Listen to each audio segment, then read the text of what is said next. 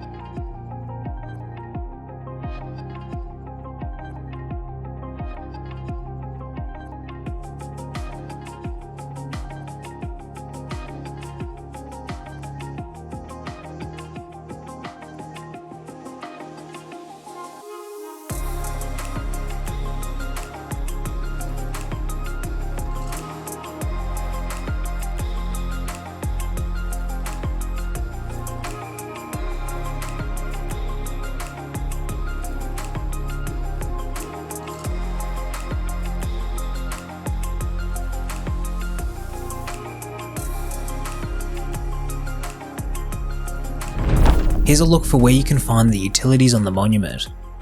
You can find the computer station on level 3, which can be found after passing through the vent from the moon pool ladder room.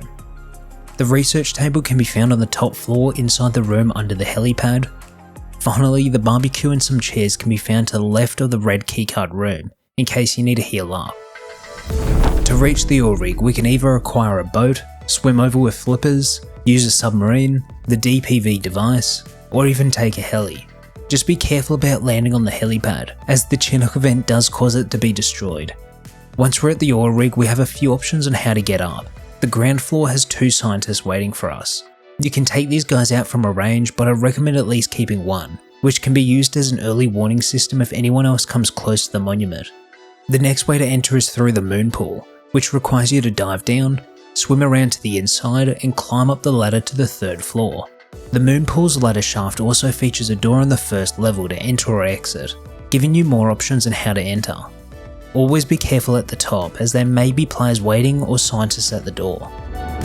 Once on board, you normally won't experience any radiation, unless the lock crate has been opened, which causes the monument to start releasing radiation.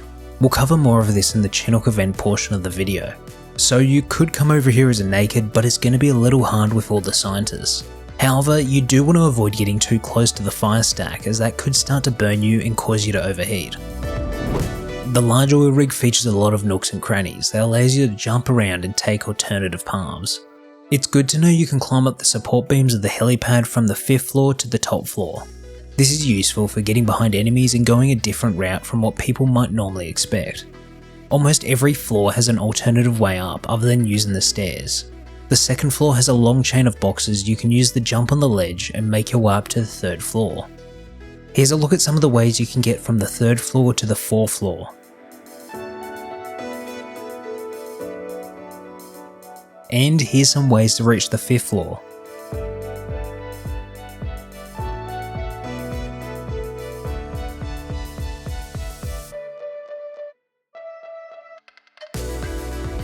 Once on the 5th floor, you can head over to the crane and jump up to it to get an overview advantage on the top floor. Additionally, you can use the large pipes to climb up to the middle to reach the top floor. As for cheeky peeks, the 2nd floor features numerous barrels and pillars you can jump up on to look over the wall and down to the water and ground floors. This gives you a crazy advantage to catch players off guard when trying to enter the monument. As for some other notable places to reach, you can get on top of the green puzzle room to hide in the mesh boxes, where we can shoot out and easily see players around us, while for other players it's very difficult to see inside. You can also perform some jumps to get inside the vents, which are usually only for dropping down. Once on the top floor, you can get on top of the red keycard puzzle room by jumping onto the pipe next to the barbecue and making a jump over to the railing. You can also do the jump from the black crate out front of the red keycard room. This gives you a great spot to sit and shoot enemies. The Ooyy rig features multiple CCTV cameras, which means given the right codes, we can look through them from the comfort of our home and computer station. I'll have all the codes linked in the description if you'd like to copy and paste. If the camera has a red light on it, it means someone is watching. You can shoot the camera to temporarily disable it for 5 minutes, which stops anyone from peeking through. There's no excuse going to the Ooyy rig without a pump shotgun, which can be acquired from the fishing village by completing the Dive Master's underwater bounty mission. First, you'll need to buy a scuba set, which can vary in price due to dynamic pricing. Once you've got the set, complete the mission by reaching the waypoint, untying 10 underwater crates, and returning to the NPC. Your reward will be a pump shotgun with 16 shots. As you take out the scientists, they may drop more ammo to keep you going. The tugboats have been nerfed around the Ooyy rig to no longer allow you to respawn at them if you're too close. You can see in the top right of your screen an icon indicating you're too close to the monument for bed respawns. You'll find a total of 27 scientists between each of the 6 floors, with the top floor typically holding one of the scientists behind a red keycard door. Although once you piss off the scientists, they can run up and down the floors, meaning you could get flooded by a bunch of scientists on a single floor. Here's the notable items you can expect to loot from these scientists. I find them useful to refill on ammo and meds while I'm taking on the Ooyy rig. For all the puzzle rooms, you'll need a green, blue and red keycard with 1 electric fuse. The green puzzle room can be found on level 3 under the helipad. You can find 3 crates inside as well as another green keycard. The blue puzzle room is found on level 4 in the centre of the monument. You'll find 4 military crates inside but no red keycard. Directly to the right of the blue puzzle room is a room which requires an electric fuse on the side of the building to open.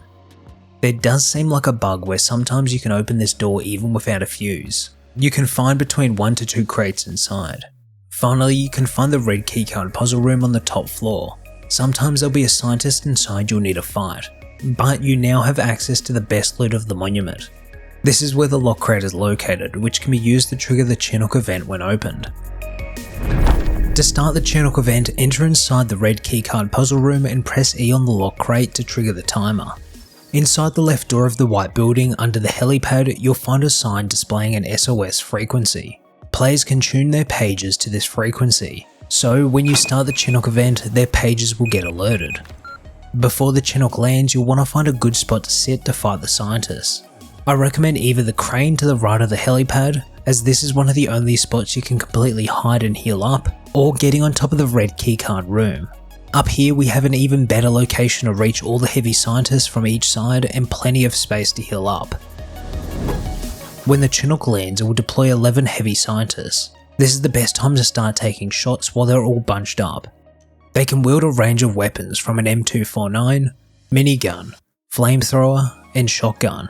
They hold 300 health, meaning they take 5 shots to the head and 9 shots to the body with an AK, and are overall the strongest NPC you can fight. Here's some of the most notable items you can get from looting the heavy scientists. Once the 15-minute timer finishes, the crate will unlock. Here's the most notable items you can get inside the lock crate, but there's also chances for some pretty terrible items. Once you finish looting the lock crate, you'll need to get away, as over time radiation will begin to appear and get increasingly worse. Eventually, even with a hazmat suit, it will be unbearable and you'll eventually die. As you go to leave, remember, other players are likely nearby and waiting for you to leave. So first check around the area to see if anyone's waiting. You can either leave by the way you came in, or do what I like to do and equip some scuba gear and jump right off the edge. And that's it. Thanks guys for watching, and I hope to see you on the next one.